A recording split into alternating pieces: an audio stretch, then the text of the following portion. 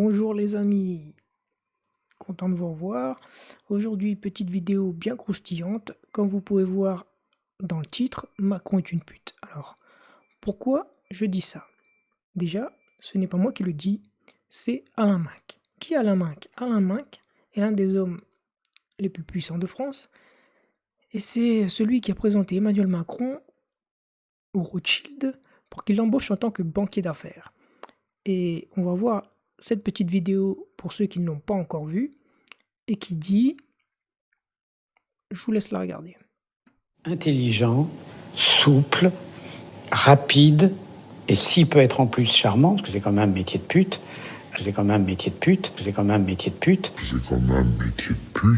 Macron, c'est vous qui avez conseillé à David de Rothschild de le rencontrer? Non, il l'avait rencontré, mais je lui ai dit, il faut le prendre à tout prix. Mais pourquoi il faut le prendre à tout prix? Parce qu'il était exceptionnellement charmant et intelligent. Et que ce sont les qualités d'un banquier d'affaires. Un banquier d'affaires doit être intelligent, souple, rapide, et s'il peut être en plus charmant, parce que c'est quand même un métier de pute,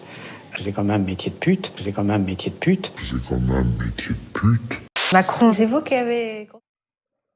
Ok, donc vous l'avez vu, c'est Alain Minc qui le dit. Donc, c'est quoi une pute? C'est une femme qui se couche devant tous les hommes contre de l'argent. Donc, vous comprenez maintenant pourquoi notre cher président est capable de faire du en même temps avec n'importe qui. Un coup il va dire oui, un coup il va dire non, parce que il est capable de faire ce que fait une pute.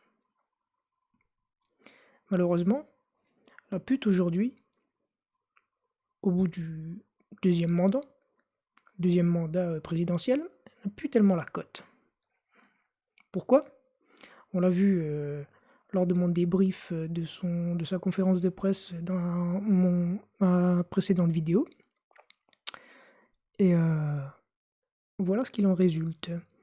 Donc cette conférence de presse, elle a eu comme audience moins de 10 millions de spectateurs. Exactement 8,7 millions de spectateurs. En gros, c'est une audience de merde, sachant qu'elle a été diffusée sur TF1, France 2 et les chaînes d'infos en continu comme BFM, etc.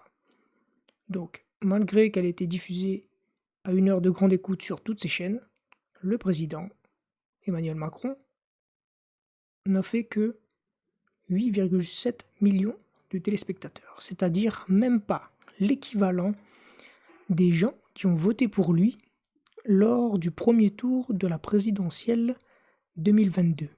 Vous ne me croyez pas? Eh bien, on va regarder les chiffres. Hop.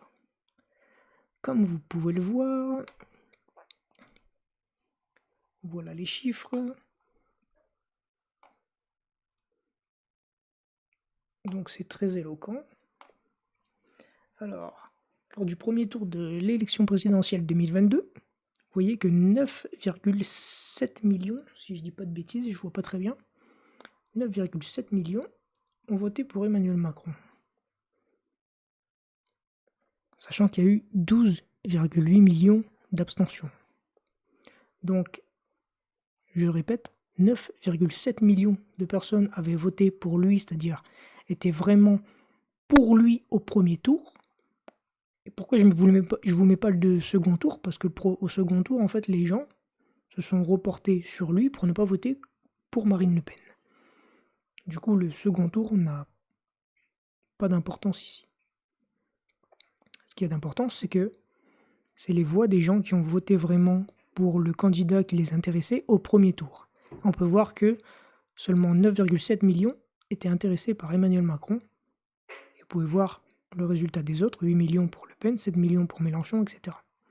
Donc 9 millions étaient pour le candidat Macron en 2022. Et seulement 8 millions, c'est-à-dire 1 million de moins, ont regardé son intervention dernièrement, sa conférence de presse à la télé. Ça veut dire que, en gros, le gars, il a même perdu 1 million de partisans. Ou alors ils étaient vraiment occupés, ils avaient aquaponé ce jour-là. Bref, donc petite pépite, la pute n'a plus la cote. Voilà. À la prochaine les amis.